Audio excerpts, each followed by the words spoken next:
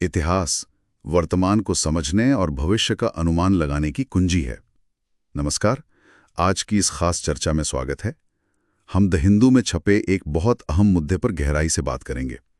मुद्दा है तमिलनाडु का कीलादी खुदाई स्थल और उससे जुड़ा हालिया विवाद। ये टॉपिक यूपीएससी की तैयारी करने वालों के लिए प्रीलिम्स और मेंस दोनों में काम आ सकता है, और वैसे भी सामान्य जानकारी के लिए भी ये काफ़ी दिलचस्प है। तो चलिए शुरू करते हैं। कोशिश रहेगी कि हम कीलादी की खोज, उसका महत्व और ये जो पूरा विवाद है ना, जिसमें पुरातत्व, राजनीति, तमिल पहचान सब उलझ गया है, उसे समझें। संक्षेप में कहें तो एक प्राचीन सभ्यता के सबूत मिले हैं और उस पर केंद्र और राज्य सरकार के बीच एक तरह का टकराव चल रहा है।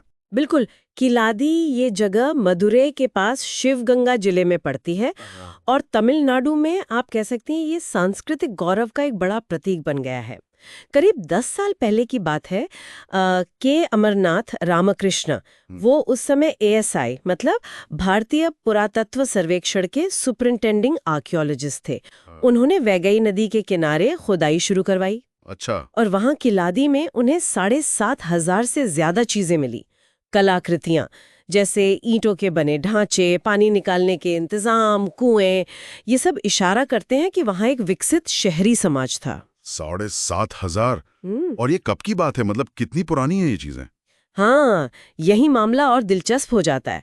कार्बन डेटिंग हुई तो पता चला कि ये अवशेष करीब 2600 साल पुराने हो सकते हैं। 2600 साल? यानी लगभग 6ठी शताब्दी ईसा पूर्व। जी हाँ, 6ठी शताब्दी ईसा पूर्व। और ये समय मेल खाता है संगम काल से, जो प्राचीन तमिल साहित्य और संस्कृति का एक बहुत महत्वपूर्ण दौर माना जाता है। और कुछ बातें तो पुरातत्वविदों को भी चौंका गईं। जैसे सबसे खास बात शायद ये थी कि खुदाई वाली जगह पर किसी तरह के धार्मिक चिन्ह या प्रतीक नहीं मिले। कोई धार्मिक प्रतीक नहीं। तो इसका क्या मतलब निकाला गया? इसका मतलब ये निकाला गया कि हो सकता है वो सभ्यता धर्मनिरपेक्ष प्रकृति की रही हो, मतलब धर्म का उतना प्रभाव न रहा हो सार्वजनिक जीवन में। ये तो काफी अलग बात है उस समय के हिसाब से। सही कहा। तो इन सब खोजों से कीलादी में एक जीते जागते उन्नत शहर की तस्वीर बनती है। मजबूत मकान जो सही दिशाओं में बने थे, यानी कोई प्लानिंग थी, शहरी नियोजन दिखता है। फिर मिट्टी के बर्तनों पर तमिल ब्राह्मी लिपि मिली है। इससे पता चलता है कि लोग पढ़े लिखे थे, साक्षरता थी। अच्छा, लिपि भी मिली? जी। और सूरज चांद की चित्र हैं तो शायद खगोल विज्ञान की भी कुछ समझ रही हो। हाथी दांत के पासे मिले हैं, हो सकता है कोई अमीर वर्ग रहा हो जो ये सब खेलता हो। और जैसा मैंने कहा, धार्मिक प्रतीकों का नाम मिलना ये खास बात है, क्योंकि आमतौर पर दक्षिण भारत में शहरीकरण को धार्मिक संस्थानों से जोड़कर देखा जाता था। कीलादी इस धारणा को चुनौती देता है। तो जाहिर है इन खोजों को लेकर उत्साह तो बहुत रहा होगा, खासकर तमिलनाडु में। बिल्कुल। तमिल इतिहासकारों ने इसे एक बहुत उन्नत प्राचीन तमिल सभ्यता का ठोस सबूत माना। लेकिन फिर 2017 में चीजें थोड़ी बदली। क्या हुआ 2017 में? एएसआई ने के अमरनाथ रामकृष्ण का तबादला कर दिया। उन्हें असम भेज दिया गया। और ये तब हुआ जब खुदाई अपने चरम पर थी। तो कई लोगों को लगा कि ये शायद प्रोजेक्ट को रोकने की कोशिश है। ट्रांसफर, वो भी बीच खुदाई में। हाँ, और उसी दौरान राजनीतिक माहौल भी गरमाने लगा। केंद्र सरकार पर आरोप लगे कि वो जानबूझकर खुदाई में अड़ंगा डाल रही है। फंड रोकने या मंजूरी देने में देरी करने के आरोप लगे। कुछ लोगों ने इसे तमिल विरासत को दबाने की कोशिश की तरह देखा। फिर 2017 में तीसरे चरण की खुदाई पीएस श्रीरामन के नेतृत्व में शुरू हुई। तो खुदाई जारी रही? हाँ, लेकिन उन्होंने सिर्फ 400 वर्ग मीटर की खुदाई के बाद कहा कि जो पहले ईंटों की संरचनाएं मिली थीं, वैसी आगे नहीं मिल रही हैं। इससे उन आरोपों को और हवा मिली कि शायद केंद्र कीलादी के महत्व को कम दिखाना चाहता है। ये तो मामला उलझता गया। फिर क्या हुआ? मामला मद्रास हाईकोर्ट तक भी गया। जजों ने खुद साइट का दौरा किया और एएसआई को निर्देश दिया कि खुदाई जारी रखें। साथ ही तमिलनाडु के राज्य पुरातत्व विभाग को भी शामिल होने को कहा। अच्छा, कोर्ट ने दखल दिया? जी। तो राज्य विभाग ने खुदाई जारी रखी और 2019 में अपनी एक रिपोर्ट भी छापी। उसमें उन्होंने दावा किया कि कीलादी 6ठी सदी ईसा पूर्व की संगम युगीन शहरी बस्ती ही थी। तो राज्य सरकार ने तो मान लिया, फिर विवाद कहाँ है? विवाद तब और गहराया जब जनवरी 2023 में अमरनाथ रामकृष्ण, जिनका तब तक वापस तमिलनाडु तबादला हो चुका था, उन्होंने पहले 2 चरणों की अपनी फाइनल रिपोर्ट सौंपी। ये रिपोर्ट करीब 2.5 साल एएसआई के पास पड़ी रही और फिर पिछले महीने एएसआई ने रामकृष्ण से कहा कि वो रिपोर्ट को संशोधित करें, मतलब उसमें बदलाव करें। बदलाव? किस तरह के बदलाव? एएसआई ने कुछ नतीजों की डेटिंग और गहराई पर सवाल उठाए। उनका कहना था कि जो सबसे पुराने सबूत हैं वो शायद उतने पुराने न हों जितनी रिपोर्ट कह रही है, और इसके लिए और विश्लेषण और जांच की जरूरत है। लेकिन रामकृष्ण का क्या कहना था इस पर? अमरनाथ रामकृष्ण अपनी बात पर अड़े रहे। उन्होंने कहा कि उनकी रिपोर्ट वैज्ञानिक रूप से सही है और वो इसे दोबारा नहीं लिखेंगे। तो अब स्थिति यह है कि एक तरफ राज्य विभाग की रिपोर्ट है, दूसरी तरफ एएसआई रामकृष्ण की रिपोर्ट पर सवाल उठा रहा है। बिल्कुल।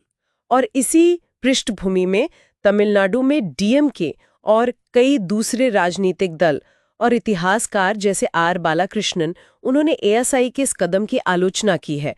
उनका कहना है कि ये तमिल विरासत को दबाने की कोशिश है। राजनीतिक बयानबाजी भी तेज हो गई होगी फिर?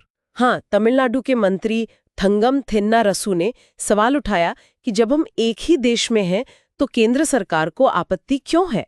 दूसरी तरफ केंद्रीय संस्कृति मंत्री गजेंद्र सिंह शेखावत ने कहा कि रामकृष्ण के निष्कर्ष तकनीकी रूप से पूरी तरह से समर्थित नहीं है और उन्हें मानने के लिए और वैज्ञानिक अध्ययन चाहिए। उन्होंने ये भी कहा कि सिर्फ एक खोज से पूरा नजरिया नहीं बदल जाता और वैज्ञानिक समुदाय की स्वीकृति के लिए ज्यादा ठोस सबूत चाहिए। और एआईएडीएमके का क्या रुख रहा? वो भी तो तमिलनाडु की प्रमुख पार्टी है। दिलचस्प बात यह है कि एआईएमडीके जो उस समय सत्ता में थी जब राज्य की रिपोर्ट आई थी, वो इस ताज़ा विवाद पर काफी समय चुप रही।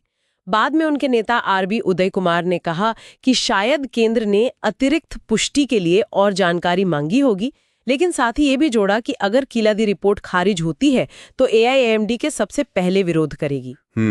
तो मतलब राजनीति पूरी तरह से हावी है इस मुद्दे पर। बिल्कुल। तो देखिए, सार यही है कि कीलादी सिर्फ मिट्टी में दबी ईंटें और बर्तन नहीं है। ये तमिलनाडु में सांस्कृतिक गौरव का प्रतीक तो बन ही गया है, लेकिन साथ ही ये वैज्ञानिक सटीकता, ऐतिहासिक व्याख्या और राजनीतिक प्राथमिकताओं के बीच एक बहुत जटिल संघर्ष का केंद्र भी बन गया है। हमने देखा कि कैसे एक पुरातत्ववेत्ता की शुरुआती खोज ने एक उन्नत, शायद धर्मनिरपेक्ष, साक्षर संगम युगीन सभ्यता के सबूत दिए। हाँ, और फिर कैसे 2017 में उनके तबादले से लेकर रिपोर्ट पर एएसआई के सवालों और केंद्र राज्य की राजनीतिक खींचतान ने पूरे मामले को एकदम उलझा दिया।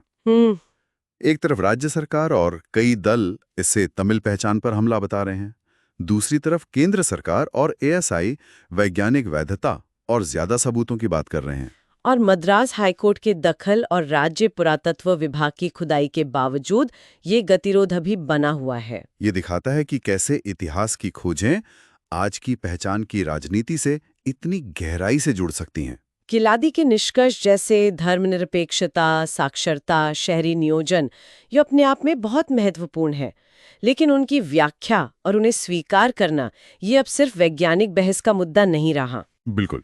तो ये सब आखिर मायने क्या रखता है? यही कि अतीत को हम कैसे समझते हैं, ये कितना बदलता रहता है, कितना विवादास्पद हो सकता है। चर्चा खत्म करते हुए एक सवाल श्रोताओं के लिए छोड़ जाते हैं। क्या इतिहास की सच्चाई की खोज कभी राजनीतिक असर और पहचान की राजनीति से पूरी तरह आज़ाद हो सकती है? और किसी सभ्यता कितनी पुरानी है, इसका दावा करना उसकी आज की सांस्कृतिक और राजनीतिक पहचान के लिए आखिर कितना ज़रूरी है? आज हमारे साथ जुड़ने के लिए धन्यवाद। इस विषय पर आपके क्या विचार हैं, हमें नीचे कमेंट्स में ज़रूर बताइएगा। और अगर ये चर्चा आपको उपयोगी लगी हो तो प्लीज़ इसे लाइक करें और हमारे चैनल को सब्सक्राइब करना ना भूलें। अगली बार फिर मिलेंगे एक नए विषय के साथ।